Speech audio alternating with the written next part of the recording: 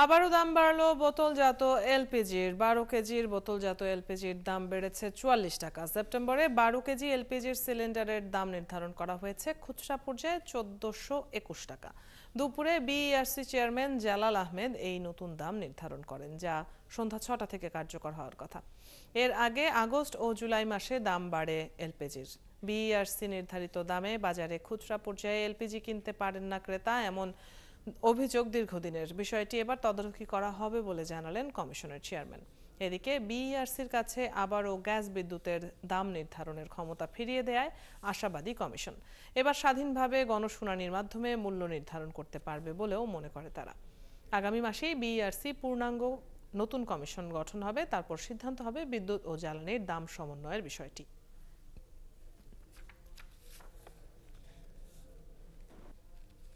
গত অগাস্ট মাসে যে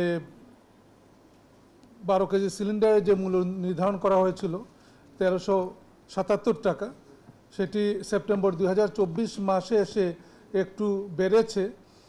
12 কেজি সিলিন্ডারের মূল্য সেপ্টেম্বর 2024 মাসে হবে 1421 টাকা, অর্থাৎ প্রতি 12 কেজিতে এখানে বেড়েছে 44 টাকা। আবার এই গণশুনানির মাধ্যমেই এই যে সকল পণ্য আছে গ্যাস এবং বিদ্যুৎ খাতে, সেগুলি মূল্য নির্ধারণ হবে। এটা আমাদের জন্য, বিইআরসির জন্য আনন্দের, আপনাদের জন্য আমি মনে করি এটা ভালো হবে।